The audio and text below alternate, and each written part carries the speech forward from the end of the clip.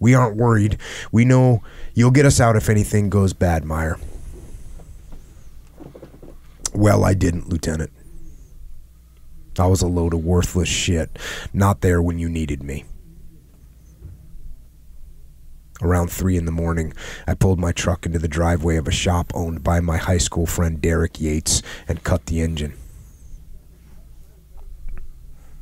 I turned on the cab light and fished out my cell phone. It wasn't right to burden my dad, but I wanted to connect one last time with someone. I pecked out a text message to my friends, Ann and Toby. They had known me since I was a toddler, but they didn't know me that well, did they? Here I was, back where I had started, with an aluminum bracelet with 2 names on each wrist. That's what I had done with my life. Lost 4 brothers. I can't do it anymore. I typed. I reached into the glove compartment where I kept my Glock. I always kept a full magazine with a round chambered in the pistol. A Glock doesn't have a safety. You pull the trigger and the weapon fires. I stuck the gun to my head and squeezed the trigger. Click. Nothing. Nada.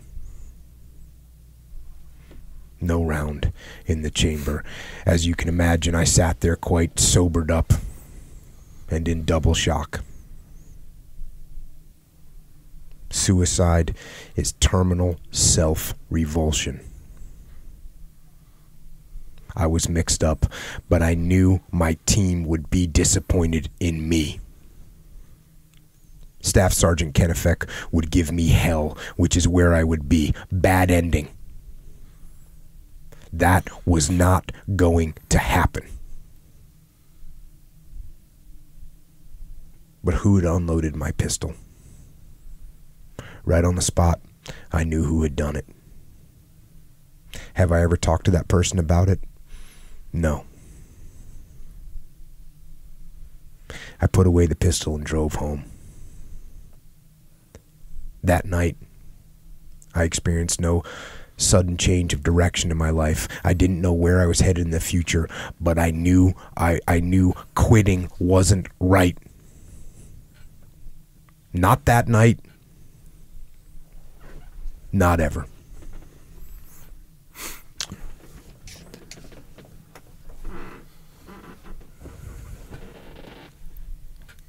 You know, I had never told anybody about that night until it was published in the book. And I just you know, I just felt like it was important to the story because I didn't want people to read the story and then just think that it was all okay when I came home.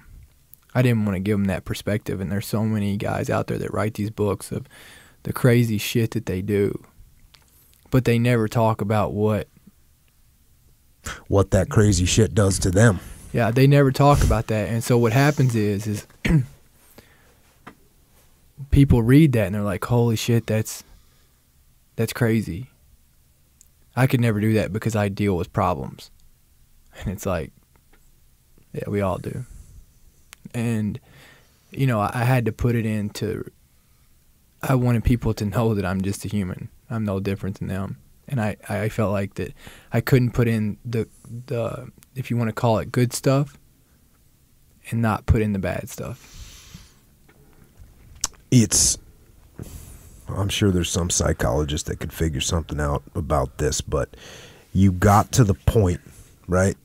And you made the decision clearly. Yeah. And you came out the other side by the grace of God and whoever knew you well enough to figure out that they needed to make sure you didn't have a loaded gun. But that's a message for anybody that feels like they're in the same situation you felt like you were in, which is that this is not going to get any better. Is like, okay, come out the other side, man. Come out the other side. And it was like, I mean, like you said, it's not a sudden change in direction, but you knew that you couldn't quit.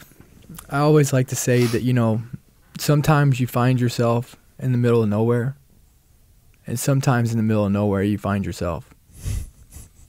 And, you know, I had no idea where my life was going. I made a deal with myself, you know.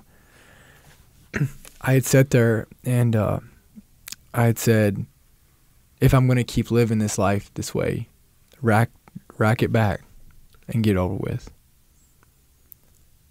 But I said, if I ever put the car in drive, I'll never look back. And I sat there, I'm not going to lie to you, I'd probably sit there for 5-10 minutes.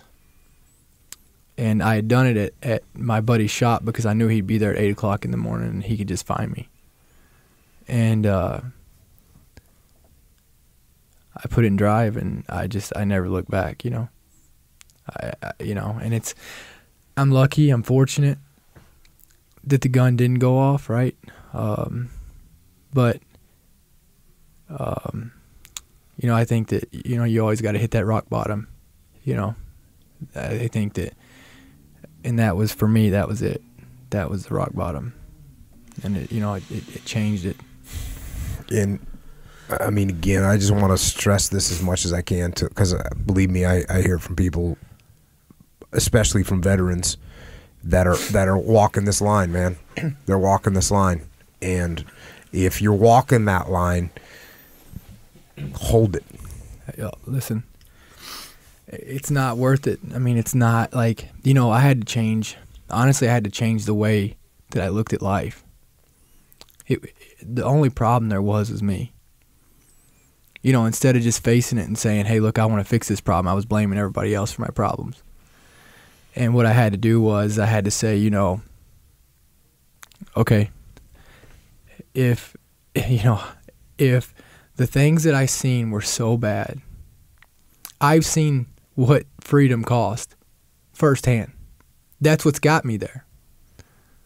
So if anything, I have more reason than anybody else on the face of this planet to go out and make the most of my life, because I've seen it firsthand of what it costs. So instead of walking around and feeling like, you know, I'm not feeling sorry for my teammates because they're in a better place. They don't feel anymore. I'm really just feeling sorry for myself. And then by doing that, I'm wasting the sacrifices that they made on my behalf. And I had to change the way I looked at it. Instead of using it as my excuse, I had to use it as my fuel. And that's a choice. That is a conscious choice. You wake up every day and you decide how you look at the situation. You decide what you do with it. You decide whether you use it as your excuse to hold you back, or you use it as your easy, valve of hiding who you are, or you use it as your fuel to go out and be the best that you can be. You decide that. Nobody does. Nobody else does. You do every day. And it is a conscious choice. I mean, I still deal with it, but I still make the choice. That's awesome. That's awesome. And anybody that's listening, like I said, anybody that's listening that's walking that line, There you go. Make the right choice. Make the right choice. Make the choice. Make the right choice. And you know what the right choice is. Yeah, and I mean, you're talking about how much, and I feel this too, like every day, how much am I letting down my friends that didn't come home if I'm not doing everything I can to take advantage of the gift they gave me to be sitting here right now. Right. I mean, I any day that I don't want to go on and push on for myself, I can look down and I'll bet you anything. I got 4 reasons right here that would switch me one day. They would switch me my worst day to have one more day. You know, and I just, you know, I'm not okay with letting their sacrifices be wasted. I'm not okay with watching anybody else waste them, so why would I be okay with letting myself waste them?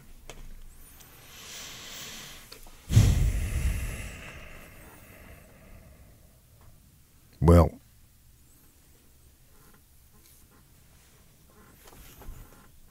another thing I want to say is, like, walking that line, I want to say this and get it out there. It's normal. It's normal. It doesn't mean you're weak. It doesn't. I want to get that stigma out there. I want to get that off the books. It is a normal, like, I don't understand why it's okay in our society or in the military. Mm-hmm. A guy breaks his leg. Okay. Do you go make him run tomorrow? He puts a cast on it. He rehabs it. It's the same thing with the mind. It's the same thing. Mm-hmm. It's the same thing. You go in and you watch. The people you have to worry about are the ones that go watch their close friends, and they watch human beings, and they watch this evil, and people die and suffer and don't have a reaction. Those are the ones you have to worry about. It is a normal reaction to a not normal situation. And it's okay. It's okay. Mm-hmm. It is 110% okay. Absolutely, man. Absolutely. As we mentioned quickly, there was some buzz possibly about you getting the Medal of Honor. Yeah. But you know how it goes. Like, it was all, I didn't believe it. I never had any idea. You hear talk about it, Silver Star, Medal of Honor, Navy Cross, whatever, right? I didn't care. I promised the last thing that I ever thought about was an award. An award. That's the last thing. Well, it gets approved. And going back to the book, when the president hung that medal around my neck, I felt glum. I couldn't smile, and I said nothing. I gave no remarks and avoided the press. As a Marine, you either bring your team home alive or you die trying. My country was recognizing me for being a failure and for the worst day of my life. The Marine Commandant, General Jim Amos, and General Joseph Dunford attended the ceremony. Throughout the years after Ganjagal, the Marine Corps leadership has provided consistent support, not just to me, but to all who fought there. The top enlisted man in the Marine Corps, Sergeant Major Mike Barrett, twice came to our farm to meet my dad and granddad and to encourage me. There's no such thing as a former Marine. 50 years after they have left active duty, Marines still sign emails to each other with SF, Semper Fidelis, always faithful. Of course, we have among us those who fail themselves, their family, and society. The fact remains, though, that the Corps expects every Marine to live by a set of core values. In turn, the Corps keeps its side of the bargain. You cannot ask anything more of an organization than that. The Medal of Honor, given in the name of the Congress of the United States of America, symbolizes the courage and determination of our entire country.